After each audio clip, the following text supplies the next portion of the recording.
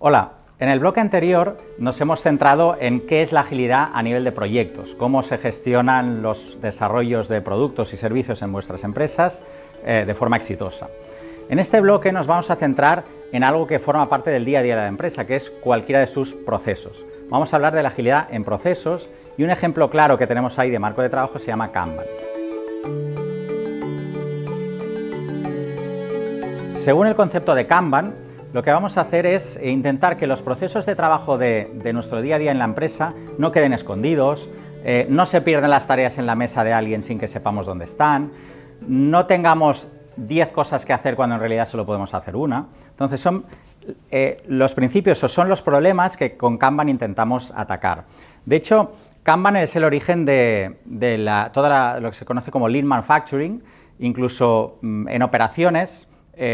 Uno de los principios básicos es el just in time, es decir, en operaciones o en fabricación podemos considerar que el stock no aporta ningún valor al producto final, por lo tanto el stock es un desecho. Por lo tanto, la gestión de desechos, waste, es algo que tenemos que gestionar en nuestros procesos, y de ahí que Kanban surgió, de hecho, en Toyota, finales de los años 60, en una época donde tenían un competidor muy fuerte o competidores muy fuertes en Estados Unidos en la industria del automóvil como Ford, que se basaban sobre todo en fuerza bruta, en tener muchos recursos, en gasto, incluso no les importaba demasiado el desecho, y en cambio en Toyota tenían que ser mucho más finos. Los recursos en una situación de posguerra eran mucho más, los suministros también eran mucho más escasos, de forma que tenían que hacer lo mismo, con la misma calidad, con menos recursos. Y de ahí surgió un sistema como este que se llama Kanban, que luego en los años 90 y en adelante, y sobre todo después con la agilidad, se ha aplicado en cualquier proceso de la empresa. Se dice que Toyota nos enseñó en aquel momento a cómo gestionar las operaciones de una empresa. Entonces, Kanban se basa en conceptos muy simples. La agilidad también tiene que ser simple y fácil de aplicar, como puede ser un tablero como el que vemos en pantalla. En este tablero organizaríamos todas nuestras tareas en columnas, de forma que a la izquierda tenemos las tareas que nos entran, las tareas que tenemos que hacer, el to do o el pending, como lo queramos llamar. Tareas por hacer irían en la lista de la izquierda. Cada tarea la vemos representada con un post-it, porque físicamente Kanban en muchas épocas se ha colgado en la pared un tablero para que todo el mundo visualice dónde está el trabajo y quién lo está haciendo. De forma que también cumple uno de los principios ágiles, que es la transparencia. Visualizar el trabajo que está en curso, porque eso nos ayudará a también visualizar posibles cuellos de botella. Entonces, aquí vemos en la columna de la izquierda que se van acumulando las tareas que nos entran. Muy bien. Se supone que somos un equipo de trabajo, no tengo por qué estar yo solo aquí, de forma que cuando hay un analista en la columna inmediatamente adyacente a la derecha, cuando hay un analista que queda libre, toma una tarea, un post-it del pending y lo pasa al doing, al haciéndose. De forma que incluso le puede poner su nombre. De forma que todo el equipo sabe que esa persona está trabajando en eso. Perfecto, yo ahora me quedo libre, cojo el siguiente post-it. No necesitamos ningún capataz, no necesitamos ningún jefe, nos podemos organizar así. De forma que cuando yo acabo mis tareas como analista, las pongo en la columna del done, y a partir de ahí el desarrollador las puede tomar y a su vez ir pasando de mano en mano. Es como una carrera de relevos en la empresa, donde las tareas pasan de mano en mano, de la forma, digamos, más ágil, más transparente posible, y más visible para todos. De forma, es una simplificación de un proceso de fabricación tan complejo como el del automóvil, pues se aplica con tableros así.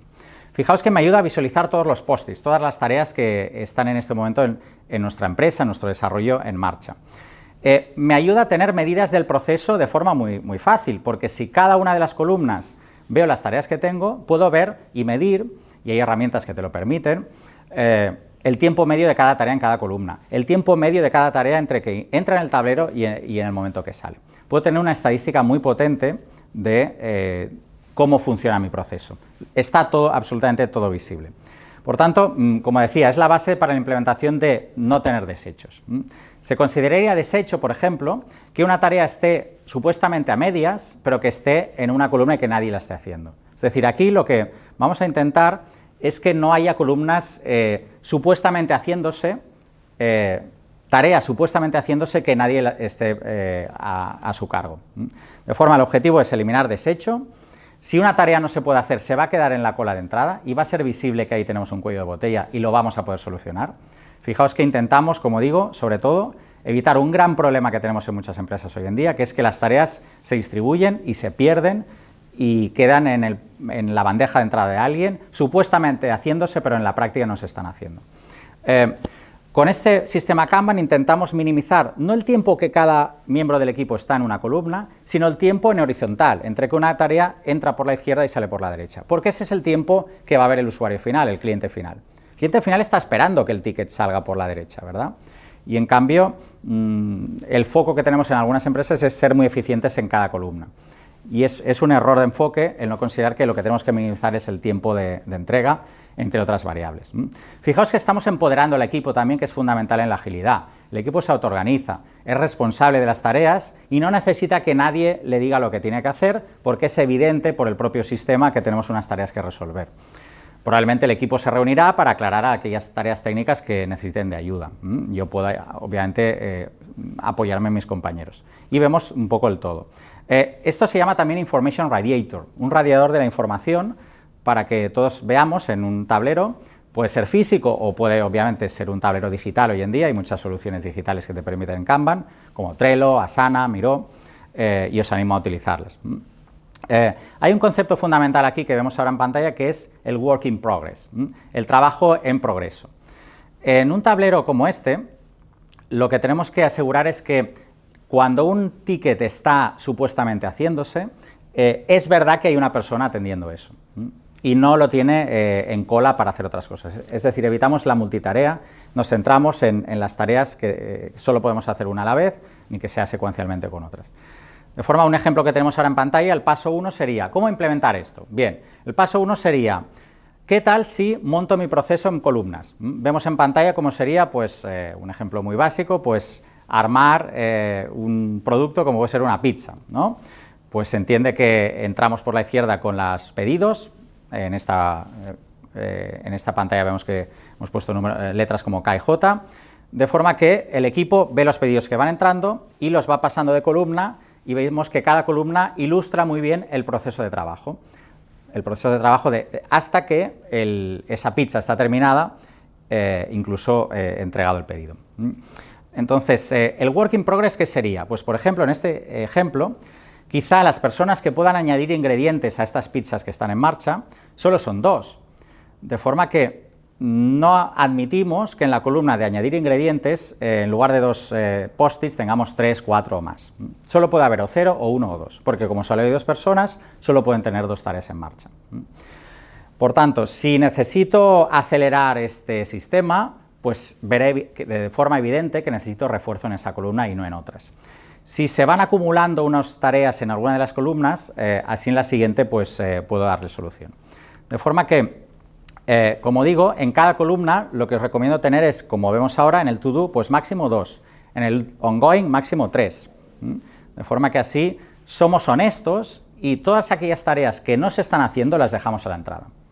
Porque muchas veces es no promover la transparencia, el hecho de aceptar una tarea pero no trabajar en ella. De forma que este sistema es muy, muy honesto. ¿Se forman colas a la entrada? Sí, pero es que se iban a formar igual. El sistema se iba a atascar si aceptamos post-its que no podemos ejecutar. De forma que cuando se formen posibles cuellos de botella, yo lo voy a ver. También vemos en algunos de estos tableros que es un sistema pull, es decir, donde un trabajador toma las tareas cuando está libre, y no es un sistema push. No es que cuando yo acabo una tarea se la paso al compañero y él la tiene que hacer inmediatamente. Por tanto, las tareas se dejan en un repositorio intermedio que podemos llamar buffer, o una columna de tareas intermedias procesadas listas para la siguiente parte del proceso. Veis en esta imagen que hay un buffer donde el equipo de la izquierda deja tareas allí, es como una pila que se va acumulando, y el equipo de la derecha las va tomando a medida que se quedan libres. Esto se llama un sistema pull y es mucho mejor que un sistema push. Y finalmente, para acabar comentando temas prácticos de su implementación, si esto funciona, veis que la idea es muy simple, si esto funciona voy a poder tener gráficas de rendimiento. Voy a ver, por ejemplo, si tuviera solo 3 columnas, que son los 3 colores que vemos en esta gráfica, una columna de entrada, una columna de en proceso y una columna de terminado, pues puedo ir midiendo el número de tickets que tengo cada día, o al final del día, en cada una de estas columnas. Y obtendría un gráfico como este que se llama flujo acumulativo, de forma que puedo identificar de un vistazo el propio equipo de trabajo lo puede hacer, insisto que no hace falta ningún jefe aquí. El propio equipo de trabajo va a ver de un vistazo si se nos están acumulando, si alguna de las columnas va muy rápido y quizá tenemos hasta demasiados recursos y los podemos distribuir en otras. Entonces vamos a poder ecualizar y balancear la carga de trabajo de forma muy fácil con este punto de vista. Y bien, para acabar, vemos que tanto Kanban como todo lo que hemos visto en los bloques anteriores, pues se puede resumir de alguna forma en esta frase de Agile Thinking, que sería start finishing, stop starting, es decir, empieza a acabar las cosas. No quieras tener muchas tareas abiertas y no acabar nada porque no aportas ningún valor. Entonces, empieza a acabar y deja de empezar. Entonces, es una buena frase que ilustra muy bien el concepto de Kanban. Muy bien, muchas gracias por la atención en estas cápsulas de vídeo. Espero que hayan sido muy interesantes y espero vernos en estos entornos profesionales.